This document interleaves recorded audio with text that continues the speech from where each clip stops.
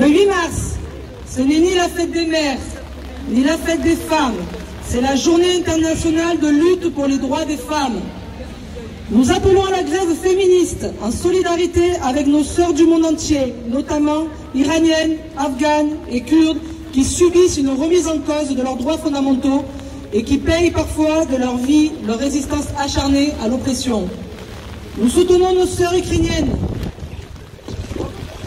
confrontées à une guerre cruelle et meurtrière dont un grand nombre vit en exil ou ont affronté la peur des bombardements et les exactions des soldats russes. Nous soutenons nos sœurs féministes russes qui manifestent contre ces menées militaristes au prix souvent de leur liberté. Nous appelons à la grève féministe pour gagner l'égalité au travail et dans nos vies, pour garantir notre indépendance économique. En France, le gouvernement s'attaque de nouveau et frontalement aux femmes avec une réforme des retraites qui va les percuter de plein fouet. Au cœur de la lutte contre cette réforme, le 8 mars est l'occasion de mettre sur le devant de la scène la situation et les revendications des femmes et d'amplifier la mobilisation. Le 8 mars 2020 a été la dernière manifestation avant l'enterrement de la réforme des retraites à point. Faisons de ce 8 mars 2023 celui du retrait de cette nouvelle réforme de régression sociale majeure. Ensemble, nous gagnerons. Oui.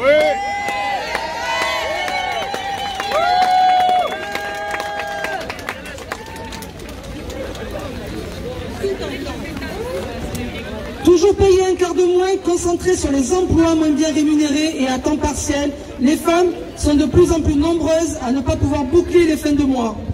Au lieu de sanctionner les entreprises qui discriminent, au lieu d'augmenter les salaires et les pensions, de lutter contre les violences sexistes et sexuelles faites aux femmes, ce gouvernement et le patronat veulent imposer une réforme des retraites violente et injuste. Contraintes par des salaires plus faibles et des carrières plus courtes du fait de la prise en charge des enfants et des aînés, nous touchons déjà aujourd'hui une pension en moyenne inférieure de 40% à celle des hommes. Reporter encore l'âge de départ, alors que nous sommes nombreuses à partir en retraite avec une carrière incomplète, dégradera encore notre situation. Nous refusons de travailler plus pour gagner moins. Au contraire, mener des politiques volontaristes pour l'égalité des salaires et des taux d'emploi procurerait des cotisations supplémentaires supérieures au déficit invoqué par le gouvernement pour justifier la réforme des retraites. Handicapés, nous subissons d'autant plus les violences sexistes, y compris sexuelles, qu'elles soient privées, institutionnelles, médicales ou économiques. Nous ne voulons plus être invisibles, privés de nos droits à l'autodétermination, à l'éducation, à l'autonomie, à l'emploi, aux soins et à la procréation pour celles souhaitant devenir mères. Nous voulons notre indépendance économique, l'accessibilité universelle de l'ensemble de l'espace public, des logements, des écoles, des lieux de formation professionnelle ou de loisirs. Privés d'emploi, nous ne voulons pas que la durée de notre indemnisation, comme le prévoit désormais la loi, dépende des aléas de la conjoncture économique.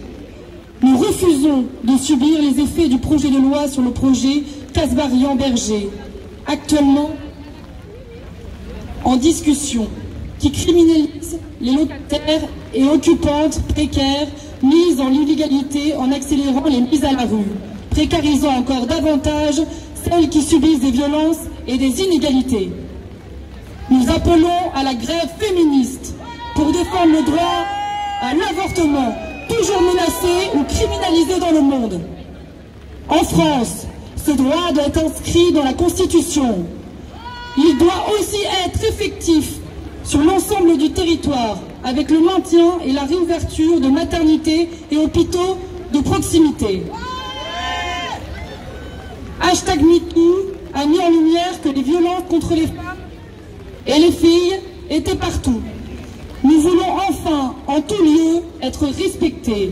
Et 2 milliards pour l'accompagnement des victimes, la mise en œuvre des politiques de prévention pour assurer la fin des violences sexistes et sexuelles. Nous en avons assez de l'impunité des agresseurs. Ouais. Nous voulons une réelle solidarité avec les victimes. Nous voulons que les lois existantes soit complétée et appliquée. Une bonne retraite, c'est la garantie de notre indépendance économique. Pas question de dépendre de nos pères, de nos conjoints ou de toute forme de patriarcat. Nous voulons du temps pour vivre, un vrai partage des tâches domestiques et parentales, une réduction du temps de travail pour toutes. Nous voulons des services publics pour socialiser ces tâches et prendre en charge nos enfants et nos parents. Nous voulons avoir les moyens de faire nos choix de vie et de vivre librement notre orientation sexuelle et nos identités. Nous voulons mettre fin aux attaques et discriminations misogynes, racistes et LGBTQIA-phobes. Celles-ci sont relayées par les discours de l'extrême droite, dont l'ADN est la haine de l'autre. Nous voulons une éducation non sexiste, la mise en place effective d'une éducation à la sexualité et au consentement. À la fin des stéréotypes dans les manuels scolaires et une orientation scolaire et professionnelle non genrée. Le 8 mars alors, on s'arrête toutes et on manifeste. On fait la grève féministe. On montre la solidarité et la force des femmes. Le 8 mars, on grève, on débraye, on agit. Alors faisons du bruit. À 15h30, c'était l'heure, là, tout à l'heure, à laquelle chaque jour les femmes arrêtent d'être payées. Alors le 8 mars, toutes et tous ensemble, on envahit les rues contre la réforme des retraites, pour l'augmentation des salaires, contre les violences sexistes et sexuelles, et en solidarité internationale avec les femmes du monde entier.